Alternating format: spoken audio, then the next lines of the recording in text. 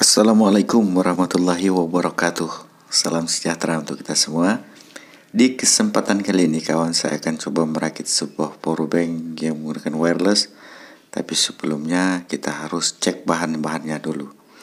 Jadi di sini saya menyiapkan 8 buah baterai 18650 dengan kapasitas rata-rata di 2 ampere. Untuk kapasitas ampere ini menentukan dari sebuah kualitas powerbank ya, artinya untuk ketahanannya. Semakin besar kapasitas baterai yang kita gunakan, maka masa pakainya akan semakin lama untuk mencharger dari beberapa handphone kita. Sekarang kita lanjut siapkan sebuah modul powerbank yang pernah kita review di video kita yang lalu.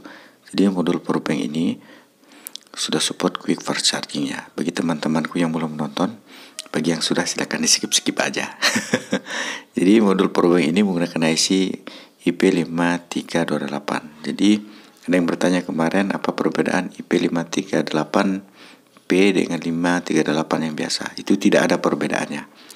Jadi sampai kiamat pun kita cari tidak ada, itu sama.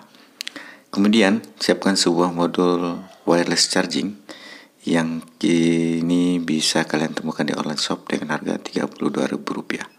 Ini saya beli di seberang sana. Sebelum melakukan perakitan ke dalam kotak, maka saya harus mengeceknya terlebih dahulu lagi ya. Karena ini kan kombinasi dari modul powerbank dan wireless charging.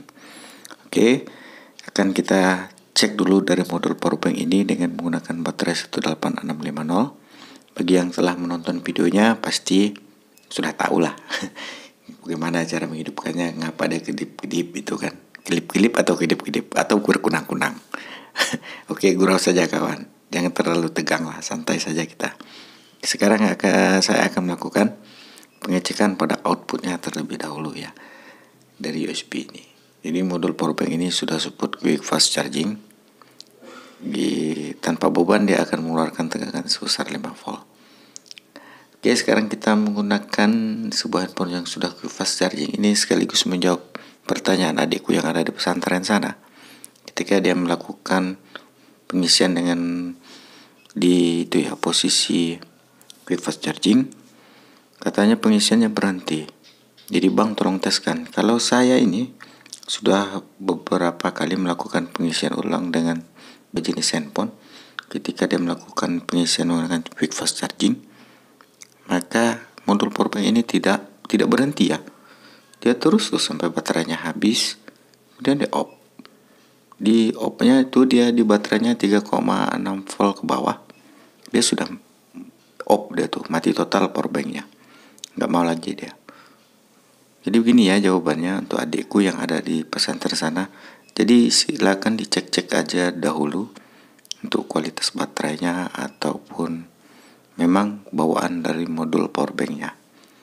Oke, sekarang kita lanjut untuk instalasi cek ke wireless chargingnya. Jadi rupanya wireless charging ini juga sudah support quick fast charging. Ini bisa kita lihat nanti, bisa dibuktikan dengan output dari modul powerbank ini.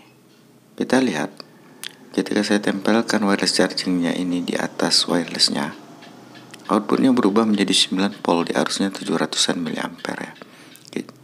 Ini bisa kita lihat dengan pengisian daya nirkabel cepat katanya di handphone itu.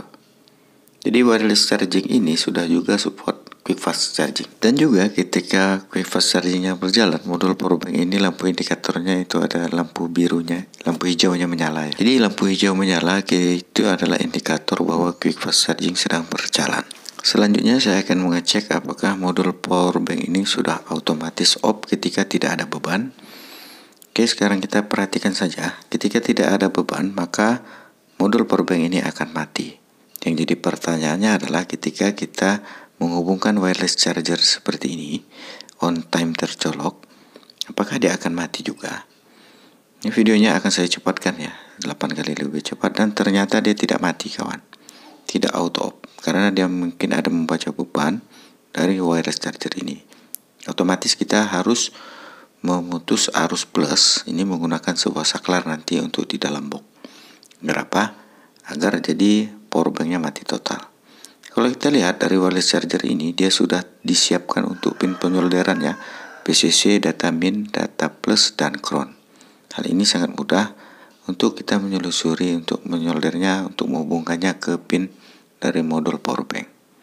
Ini jika tidak kita sambungkan ke modul powerbank data min dan data plusnya, maka quick fast chargingnya tidak akan berjalan pada handphone. Kelemahan dari sistem seperti ini adalah dia tidak lagi membaca protokol dari handphone, melainkan membaca protokol dari wireless charging. Ini bisa dibuktikan dengan tidak lagi berfungsinya fungsi otomatis ketika handphone ini saya gunakan, maka wireless chargernya tetap berjalan di fast charging. Mode fast chargingnya tetap berjalan terus, karena dia tidak membaca lagi di protokol HP, melainkan dia membaca di protokol wireless charge. Jadi inilah sistem kelemahannya yang telah saya temukan.